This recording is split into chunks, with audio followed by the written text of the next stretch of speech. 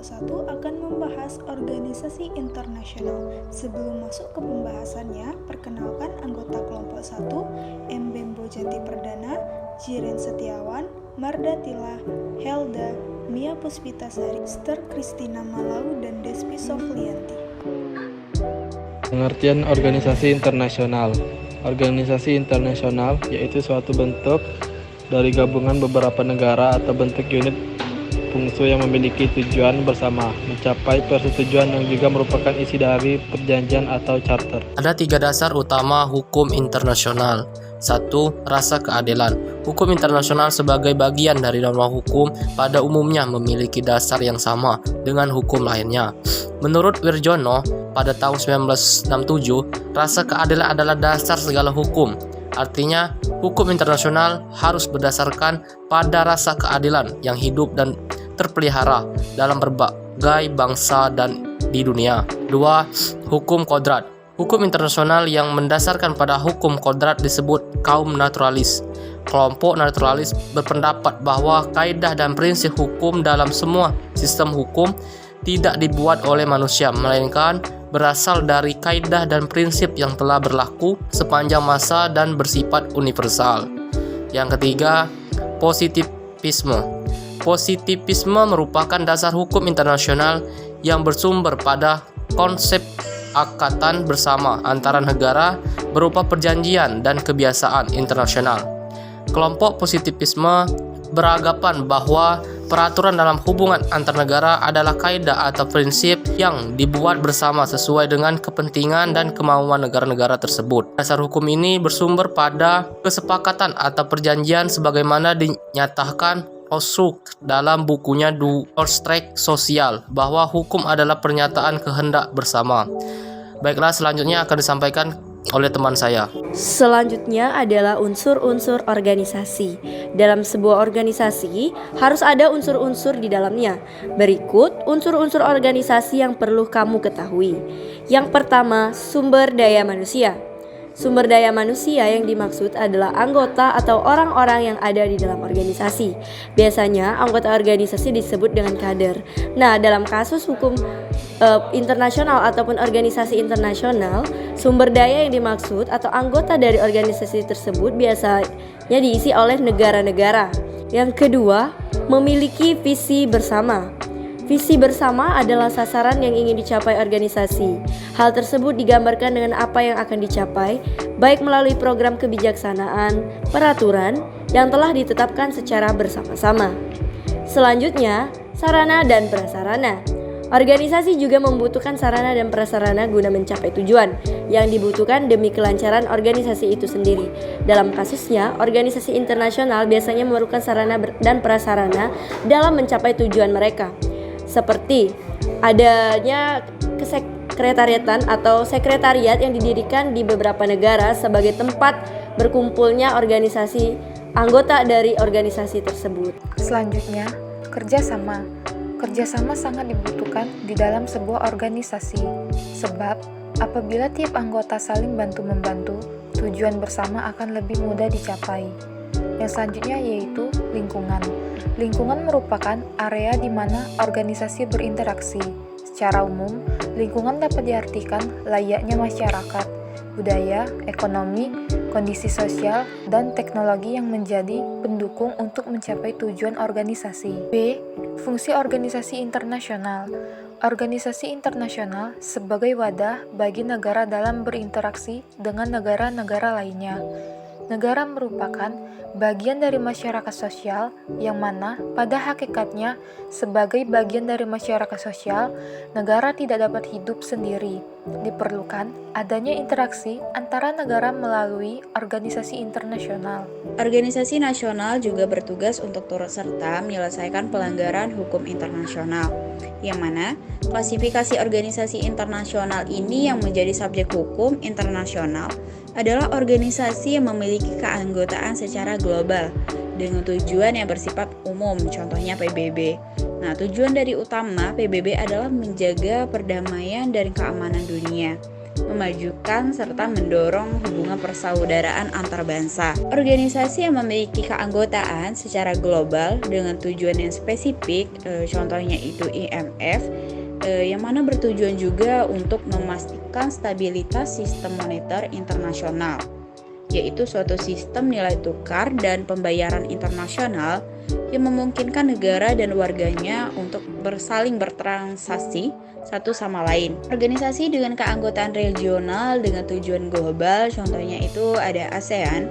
ASEAN juga di sini bertujuan untuk mempercepat pertumbuhan baik dari ekonomi, kemajuan sosial, dan perkembangan kebudayaan baik di kawasan Asia Tenggara. Dan organisasi dengan keanggotaan yang regional dengan tujuan yang spesifik, contohnya itu NAFTA.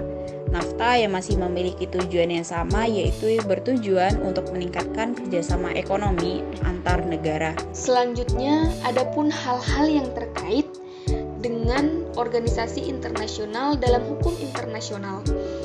Yang pertama yang perlu diketahui dalam organisasi internasional yaitu kasus Pangeran Bernadotte atau dengan nama lengkap Count Folke Bernadotte. Pangeran Bernadotte merupakan seorang diplomat Swedia yang pada saat itu ditunjuk oleh PBB untuk menjadi penengah dan mediator antara Palestina dan juga Israel yang pada saat itu tengah berada dalam konflik. Yang mana kita ketahui bahkan sampai saat ini pun Palestina dan Israel itu masih dalam keadaan berkonflik. Pangeran Bernadotte terkenal karena sebelumnya pada Perang Dunia II beliau telah melakukan kegiatan kemanusiaan di mana beliau menolong para tawanan Nazi Jerman yang merupakan bangsa Yahudi. Pada tanggal 11 Juni 1948, misi perdamaian yang dilakukan oleh Pangeran Bernadotte itu membuahkan hasil, di mana beliau berhasil mengatur terjadinya gencatan senjata antara Israel dan juga Palestina yang pada saat itu berlangsung selama 30 hari. Namun, keberhasilan ini tidak berlangsung lama, di mana pada akhir bulan Juni, beliau memang sempat berencana untuk mengakhiri konflik ini untuk selama-lamanya. Akan tetapi, usulan ini ditolak mentah-mentah oleh kedua belah pihak, terutama oleh pihak dari Israel. Mereka merasa hampir memenangkan pertempuran. Orang Yahudi, orang Israel yang merasa sangat keberatan dan menentang akan keputusan yang dibuat oleh Pangeran Bernadotte tadi itu dinamakan kelompok Lehi atau Lohamei Herut Israel, di mana mereka menuduh bahwasannya Pangeran Bernadotte ini lebih pro, lebih memihak, lebih mendukung ke Palestina.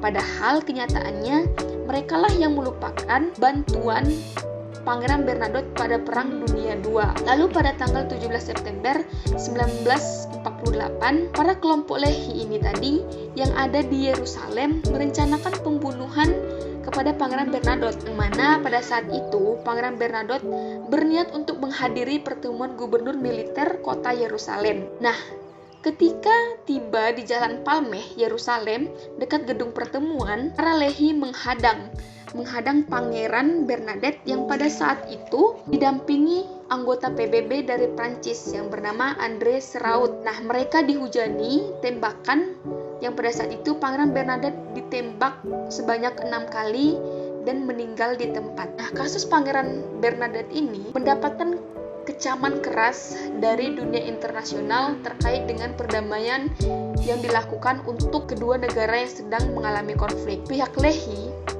pihak pemberontak tadi itu ditangkap, akan tetapi tidak lama karena kemudian setelah diproses mereka tetap dibebaskan. Lalu yang kedua yaitu ada advisory opinion dan juga legal opinion.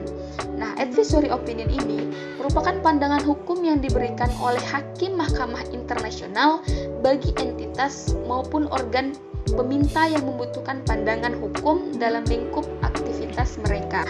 Siapa-siapa saja pihak yang berhak atau pihak-pihak yang boleh memintai pandangan hukum kepada Hakim Mahkamah Internasional itu adalah Majelis Umum, Dewan Keamanan IC, OSOC, dan Badan Khusus PBB. Nah, untuk legal opinion merupakan bentuk daripada pandangan hukum dari Hakim Mahkamah Internasional baik secara tertulis ataupun lisan. Nah, yang ketiga yang perlu diketahui dalam organisasi internasional yaitu merupakan jenis-jenis daripada organisasi internasional itu sendiri. Yang pertama yaitu ada IGO atau International Governmental Organization, organisasi pemerintah internasional, yang di dalamnya terbagi lagi menjadi dua, yaitu global, contohnya PBB, WTO, UNICEF, regional, ASEAN, Uni Eropa, NATO, dan lain sebagainya. Nah, yang kedua yaitu INGO, International Non-Governmental Organization, atau organisasi internasional non-pemerintah. Nah, INGO ini juga terbagi menjadi dua, yaitu yang pertama value oriented non-profit humanitarian. Contohnya seperti Save the Children, ICRC, WWF, WFI, dan lain sebagainya. Yang kedua yaitu capital oriented profit. Contohnya seperti perusahaan multinasional seperti Coca-Cola, Toyota, dan lain sebagainya. Lalu yang terakhir yaitu ada pula bentuk daripada organisasi internasional terkhusus di Governmental Organization, GO. Yang pertama yaitu ada organisasi internasional universal dengan tujuan umum seperti PBB. Yang kedua organisasi internasional universal dengan tujuan khusus yaitu organ-organ PBB. Yang ketiga yaitu ada organisasi regional dengan tujuan umum seperti ASEAN. Yang keempat yaitu ada organisasi internasional regional dengan tujuan khusus yaitu AFTA. Dan yang terakhir yaitu ada organisasi spesial dengan tujuan universal seperti OPEC dan juga OKI. Selanjutnya, isu yang terkait dalam hubungan internasional, termasuk globalisasi, kedaulatan negara, keamanan internasional, kelestarian, lingkungan, proliferasi nuklir, nasionalisme, pembangunan ekonomi, keuangan global, terorisme, kejahatan terorganisasi, keamanan manusia, intervensionisme asing, dan hak asasi manusia.